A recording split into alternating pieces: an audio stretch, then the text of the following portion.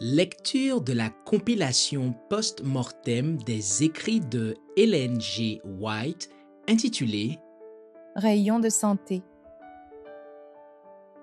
Chapitre 28. Dieu révélé par l'Écriture sainte. L'Écriture sainte, de la Genèse à l'Apocalypse, nous révèle la gloire de Dieu en Jésus-Christ. Pour ceux qui l'acceptent, qui y croient et lui obéissent, elle est un puissant élément dans la transformation du caractère. Elle stimule, active, vivifie les forces physiques, mentales et morales. En un mot, elle nous dirige dans la bonne voie. Si la jeunesse et les adultes eux-mêmes sont si facilement induits en tentation et y succombent, c'est qu'ils négligent les Écritures. C'est ce qui explique la faiblesse de leur volonté. Ils ne font aucun effort pour puiser dans ce trésor divin les pensées pures et saintes qui les détourneraient de ce qui est impur et erroné.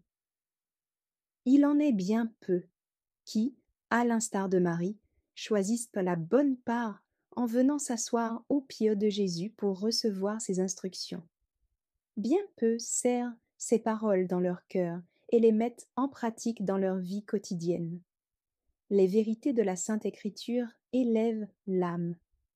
Si celle-ci était appréciée à sa juste valeur, jeunes et vieux manifesteraient une rectitude et une fidélité dans les principes qui les aideraient à triompher de la tentation. Répandons, oralement et par écrit, les vérités précieuses de l'Écriture, que notre esprit, nos aptitudes, notre pénétration s'appliquent à saisir la pensée divine. Laissons de côté les spéculations de la philosophie humaine. Efforçons-nous de comprendre celle de l'auteur de toute vérité. Un esprit mondain n'éprouve aucun plaisir à méditer la parole de Dieu. Mais pour celui qui a passé par la nouvelle naissance, une beauté divine et une lumière céleste émanent de toutes ces pages sacrées. Ce qui, pour le monde, est un désert aride, devient pour l'homme spirituel une terre où coulent des sources vivifiantes. Il faut faire connaître Dieu à nos enfants, tel qu'il est révélé dans l'Écriture. Dès que s'éveille leur intelligence, familiarisons-les avec le nom et la vie de Jésus. Que leur première leçon leur apprenne que Dieu est leur Père et qu'il faut lui obéir avec amour. Lisez-leur souvent, avec révérence et avec tendresse, les passages de l'Écriture les mieux adaptés à leur compréhension et susceptibles d'éveiller leur intérêt. Par-dessus tout, faites-leur connaître l'amour de Dieu révélé en Jésus-Christ. Et la grande leçon qui s'en dégage, si Dieu nous a ainsi aimés, nous devons aussi nous aimer les uns les autres. Jean 4, verset 11. Que les jeunes nourrissent leur esprit et leur âme de la parole de Dieu. Que la croix du calvaire soit la science de toute éducation, le centre de tout enseignement et de toute étude. Quelle est une action pratique sur notre vie quotidienne? C'est ainsi que le Sauveur sera pour les jeunes un compagnon et un ami de tous les instants, et que leur pensée sera amenée captive à l'obéissance de ses enseignements. Ils pourront répéter avec l'apôtre Paul: « Pour ce qui me concerne, loin de moi la pensée de me glorifier d'autre chose que de la croix de notre Seigneur Jésus-Christ, par qui le monde est crucifié pour moi, comme je le suis pour le monde. » Galates 6, verset 14. Une connaissance expérimentale. Ainsi, par la foi, les jeunes auront de Dieu une connaissance expérimentale. Après avoir éprouvé les réalités de sa parole et la véracité de ses promesses, ils sauront que le Seigneur est bon. Jean, le disciple que Jésus aimait, avait acquis cette connaissance par l'expérience. Ce qui était dès le commencement, dit-il, ce que nous avons entendu, ce que nous avons vu de nos yeux, ce que nous avons contemplé et que nos mains ont touché concernant la parole de vie. Et la vie a été manifestée, et nous l'avons vue, et nous lui rendons témoignage, et nous vous annonçons la vie éternelle, qui était auprès du Père et qui nous a été manifestée. Ce que nous avons vu et entendu, nous vous l'annonçons, à vous aussi, afin que vous aussi vous soyez en communion avec nous. Or, notre communion est avec le Père et avec son Fils Jésus-Christ. 1 Jean, 1 verset 1 à 3. Chacun peut, par sa propre expérience, certifier que Dieu est vrai. Jean 3, verset 33. Il peut témoigner de ce qu'il a vu, entendu et senti de la puissance du Christ. Il peut dire « Le secours dont j'avais besoin, je l'ai trouvé en Jésus. Toutes mes lacunes ont été comblées et les aspirations de mon âme satisfaites. L'Écriture est pour moi la révélation du Sauveur. Je crois en lui et à la Bible. J'ai trouvé en elle le Dieu qui parle à mon âme. Une aide pour étudier la nature. Celui qui connaît le Seigneur et sa parole par une expérience personnelle peut se livrer à l'étude des sciences naturelles. Saint Jean a dit du Christ « En lui était la vie, et la vie était la lumière des hommes. » Jean 1, verset 4. Avant le péché, Adam et Ève en Éden étaient entourés d'une lumière éclatante et admirable, la lumière divine. Celle-ci illuminait tout ce qu'ils approchaient. Rien ne pouvait obscurcir leur perception du caractère ou des œuvres de Dieu. Mais lorsqu'ils cédèrent à la tentation, cette lumière s'évanouit. En perdant ce vêtement de sainteté, ils furent privés de la clarté qui illuminait la nature. Ils ne purent dès lors discerner le caractère de Dieu dans ses œuvres. De même aujourd'hui, il n'est pas possible à l'homme, par ses propres ressources, d'en découvrir les leçons. S'il n'est guidé par la sagesse céleste, il exalte la nature et ses lois au-dessus du Dieu de la nature. C'est la raison pour laquelle les idées humaines sur la science contredisent si souvent les enseignements de la parole de Dieu. Mais pour ceux qui reçoivent la lumière du Christ, la nature s'illumine à nouveau. C'est à la lumière de la croix que nous pouvons interpréter ces enseignements avec certitude. Celui qui connaît Dieu et sa parole possède une foi absolue en la divinité de celle-ci. Il a l'assurance qu'elle est la vérité, et il sait qu'elle ne saurait se contredire. Il ne la juge pas d'après les idées scientifiques des hommes.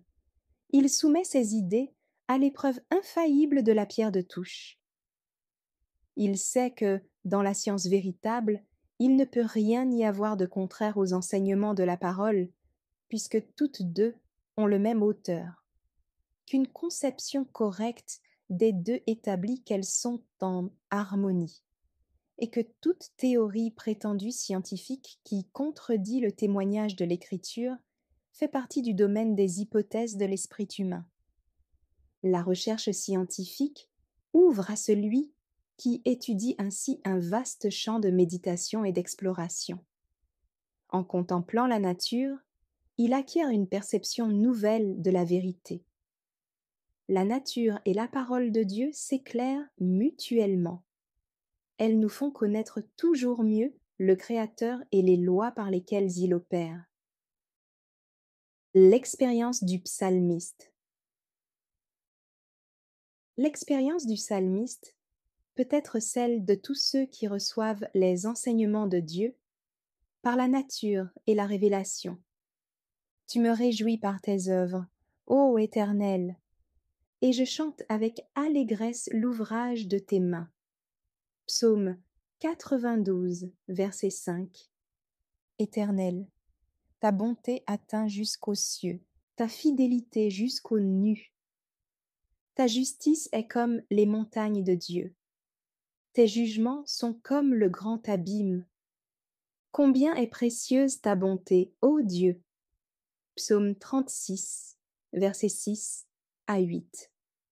À l'ombre de tes ailes, les fils de l'homme cherchent un refuge. il se rassasie de l'abondance de ta maison, et tu les abreuves au torrent de tes délices. Car auprès de toi est la source de la vie. Par ta lumière, nous voyons la lumière. Psaume 36, versets 8 à 10. Heureux ceux qui sont intègres dans leur voie, qui marchent selon la loi de l'Éternel, heureux ceux qui gardent ses préceptes, qui le cherchent de tout leur cœur. Comment le jeune homme rendra-t-il pur son sentier? En se dirigeant d'après ta parole, je choisis la voie de la vérité. Je place tes lois sous mes yeux. Psaume 119, versets 1, 2, 9 et 30. Je serre ta parole dans mon cœur, afin de ne pas pécher contre toi. Psaume 119, verset 11. Je marcherai au large, car je recherche tes ordonnances. Psaume 119, verset 45. Ouvre mes yeux pour que je contemple les merveilles de ta loi. Tes préceptes font mes délices. Ce sont mes conseillers. Mieux vaut pour moi les lois de ta bouche que 1000 objets d'or et d'argent. Combien j'aime ta loi! Elle est tout le jour l'objet de ma méditation. Tes préceptes sont admirables. Aussi mon âme les observe. Psaume 119, verset 18, 24, 72, 97 et 129. Tes statuts sont le sujet de mes cantiques. Dans la maison où je suis étranger, ta parole est entièrement éprouvée, et ton serviteur l'aime. Le fondement de ta parole est la vérité, et toutes les lois de ta justice sont éternelles. Que mon âme vive et qu'elle te loue, et que tes jugements me soutiennent. Psaume 119, versets 54, 140, 160 et 175. Il y a beaucoup de paix pour ceux qui aiment ta loi, et il ne leur arrive aucun malheur. J'espère en ton salut, ô Éternel. Et je pratique tes commandements. Mon âme observe tes préceptes, et je les aime beaucoup. Psaume 119, versets 100, 65 à 167. La révélation de tes paroles est claire. Elle donne de l'intelligence aux simples. Psaume 119, verset 130. Tes commandements me rendent plus sage que mes ennemis, car je les ai toujours avec moi. Je suis plus instruit que tous mes maîtres, car tes préceptes sont l'objet de ma méditation. J'ai plus d'intelligence que les vieillards, car j'observe tes ordonnances. Par tes ordonnances, je deviens intelligent. Aussi je hais toute voie de mensonge. Tes préceptes sont pour toujours mon héritage, car ils sont la joie de mon cœur. Psaume 119, versets 98 à 100, 104 et 111. Une révélation plus nette de Dieu. Il dépend de nous d'obtenir une révélation toujours plus complète du caractère de Dieu. Lorsque Moïse demandait à l'Éternel « Fais-moi voir ta gloire » Exode 33, verset 18. Il fut exaucé. Le Seigneur lui dit « Je ferai passer devant toi toute ma bonté, et je proclamerai devant toi le nom de l'Éternel. » Exode 33, verset 19. C'est le péché qui obscurcit notre esprit. Quand il est banni de nos cœurs, la lumière du Christ illumine sa parole et révèle le Père céleste, celui qui est miséricordieux et compatissant, lent à la colère, riche en bonté et en fidélité. Exode 34, verset 6. C'est cette lumière qui nous éclaire, jusqu'à ce que notre esprit, notre cœur et notre âme soient changés à l'image de Dieu. Pour ceux qui comptent sur les promesses de l'Écriture sainte, il y a des possibilités merveilleuses. Devant eux s'étendent de vastes champs de vérité, d'intarissables sources de puissance. Des réalités glorieuses leur seront dévoilées, ainsi que des privilèges et des devoirs dont ils n'ont aucune idée. Tous ceux qui obéissent humblement, accomplissant les desseins de Dieu, connaîtront de mieux en mieux ses oracles. Que les étudiants prennent la Bible pour guide et se conforment à ses principes, et ils pourront espérer acquérir les plus grandes connaissances. Toutes les philosophies humaines ont conduit à la confusion et à la honte lorsqu'elles n'ont pas reconnu Dieu comme étant tout en tous. Mais la foi communique la force et la noblesse.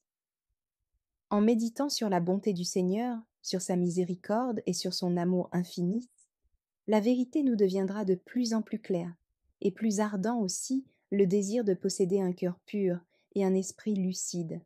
L'âme qui respire l'atmosphère des saintes pensées est transformée par cette communion avec Dieu qui résulte de l'étude de sa parole. La vérité est si large, si profonde, qu'en s'efforçant de la saisir, le moi est oublié. Le cœur en est attendri et devient humble, bon, aimant. Une sainte obéissance fortifie les facultés. Grâce à l'étude de la parole de vie, on peut acquérir un esprit large, élevé, noble. Si, comme le prophète Daniel, nous nous conformons fidèlement à ses enseignements, nous avancerons dans toutes les branches de la connaissance. Notre esprit étant pur, il se fortifiera. Toutes nos facultés seront vivifiées.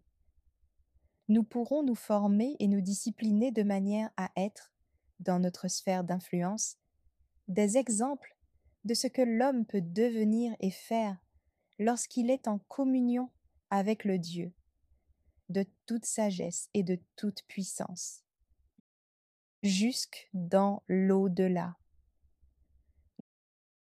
Notre vie ici-bas est une préparation à la vie éternelle. L'éducation commencée ne s'achèvera pas sur cette terre. Elle se poursuivra toute l'éternité, toujours progressant, jamais terminée. La sagesse et l'amour de Dieu dans le plan de la rédemption se dévoileront de plus en plus. Le Sauveur conduira ses enfants aux sources d'eau vive et leur révélera des trésors de connaissance. Jour après jour, les œuvres merveilleuses de Dieu, les preuves de sa puissance créatrice et de celles qu'il déploie pour soutenir l'univers, se présenteront à leurs yeux avec une beauté renouvelée. À la lumière qui émane du trône divin, tous les mystères disparaîtront. L'âme sera surprise de la simplicité de tout ce qu'elle n'avait jamais pu comprendre auparavant. Aujourd'hui, nous voyons confusément, comme dans un miroir, mais alors nous verrons face à face. Aujourd'hui, nous connaissons en partie, alors nous connaîtrons comme nous avons été connus. Merci d'avoir écouté cette lecture. Si vous avez des questions ou des remarques sur le thème abordé, n'hésitez pas à les partager dans les commentaires et notre équipe ne manquera pas de les considérer. À bientôt sur lereste.org.